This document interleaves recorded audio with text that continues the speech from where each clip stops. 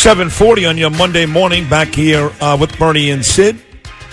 Once again, we hope you had a happy Easter. Passover is still going on. We put this time aside every Monday for Rich Lowry, who is the editor and a tremendous writer for National Review. A lot of his stuff ends up in the New York Post and other papers across the country. For example, the composite presidency. And sorry, Democrats, but your stars are socialists. Also, often a guest of Chuck Todd, Meet the Press. And again, most importantly, here every Monday, our good buddy, Rich Lowry. Good morning, Rich. Happy Easter, pal. Hey, Rich. Same to you. How's it going? Going great. Listen, let's start with something light, and that is the Yanks. I know everybody's hurt. Aaron Judge, latest to go down. Good news is they've still won 5 out of 6. They're back over 500. But what do you think about this story that's got legs today? The Yankees have decided to stop playing Kate Smith's rendition of God Bless America, a tradition in the Bronx, during the 7th inning stretch, because they say that when she was singing songs back in the 30s, a bunch of her songs contained racist language. No more Kate Smith in the Bronx, and Billy with the Flyers. What are your thoughts on that? Horrifying. And if I could have just picked the 2 least politically correct franchises and 2 most traditional, I would probably go with Yankees and Flyers. I mean, they'd at least be up there, and that they are going with this PC nonsense. Really kind of the hunting down of witches. If anyone said any word that wouldn't be approved in 21st century America, they have to be erased from our public life. It's really appalling and completely disgusting. Especially in an era, by the way, where a lot of these very popular hip-hop stars, rap stars, they throw the N-word around, which, like you and I, say love. Yeah, no, of course. But this is probably the worst Yankee move since the Jay Buhner trade. No doubt about it. Are you starting a petition, bring back Kate Smith, Rich? Well, our publisher, who used to be sell concessions at Yankee Stadium as a kid, has just been apoplectic about this. I mean, he's written the most hair-raising, hateful pieces directed to the Yankees over this. But he was the youngest guy on the totem pole, so he tells stories of selling shrimp, getting the shrimp rolls or the ice cream, and during the early April night games when everyone's freezing to death.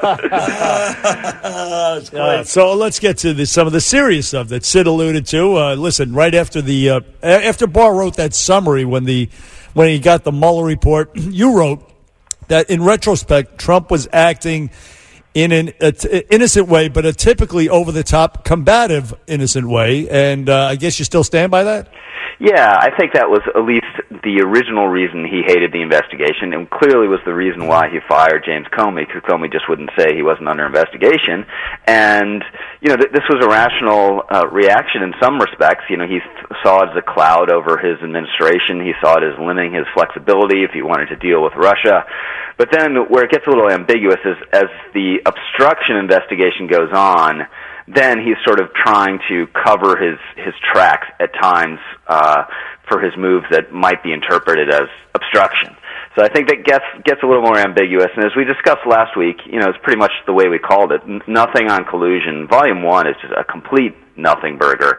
And then, lots of embarrassing stuff regarding obstruction, and some kind of hilarious stuff. I mean, these episodes, like where it's wants Corey Lewandowski to deliver a secret message to Jeff Sessions, which Corey Lewandowski types out and puts in a safe, and then Corey's like, nah, I don't want to do this. I'll get Rick Dearborn to do it. This longtime Sessions aide, and Rick looks at the message like, no, I'm not doing that either. And Trump never follows up on it. He tells McGahn to apparently fire Mueller. I guess that's it's in dispute between McGahn and Trump, but McGahn says, I'm not going to do that. I'm quitting. And Reince and Steve Bannon talk him out of it.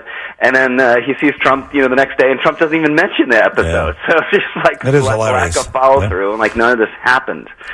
But the fact is, if these guys had done what he wanted them to do, not the fact, I shouldn't say that. What the report says is that if these guys had done what he wanted them to do, he would have been guilty of obstruction. Now, the argument was going to be, well, I'm an innocent man and I'm trying to clear my name, and that may have been his way out. But in the end, if they had done what he wanted them to do, he would have been guilty of obstruction. Yes or no? He certainly would have been in more trouble.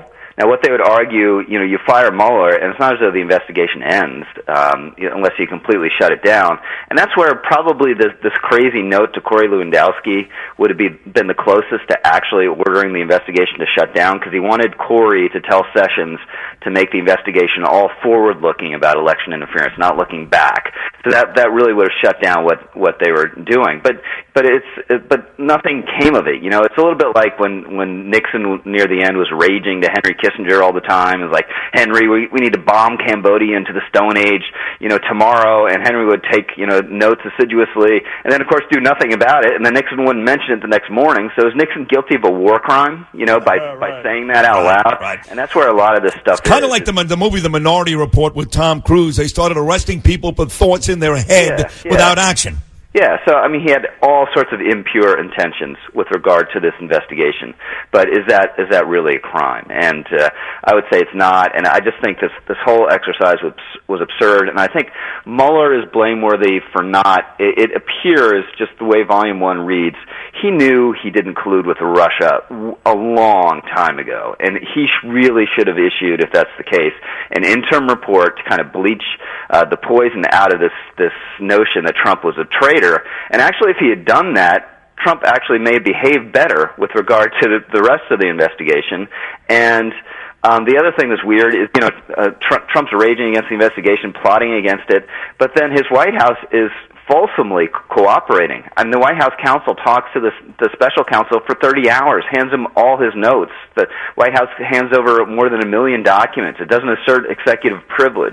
So this is another thing that's strange about it. So Trump hated the investigation and Times was trying to crimp it, but then his White House was fully cooperating at the same time. Right, ironically. And, of course, the question of the timing of the release, Mueller, as you said, could have made the announcement 6 months ago, which might make Nancy Pelosi the illegitimate Speaker of the House, because he didn't. Maybe she won the election partially, or the Democrats won the House partially because of the cloud that was over the president. So you could make that case. But I want to ask you this, Rich Lowry.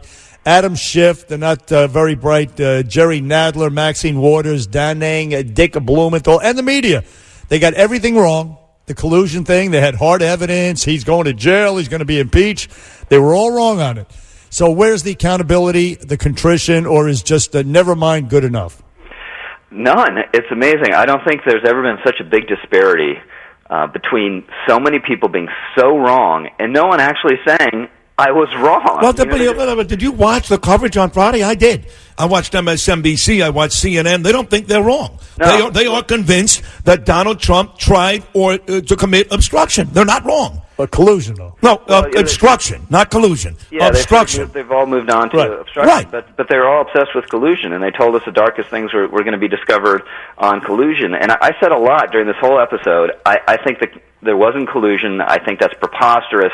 I might be wrong. Maybe there's a bombshell. And if there wasn't a bombshell, I'd be telling you guys right now, I was wrong. Right. I don't know why those couple words are so hard for everyone else. I guess. And by the way, it's not just the Democrats. Did you see Mitt Romney's tweet over the weekend?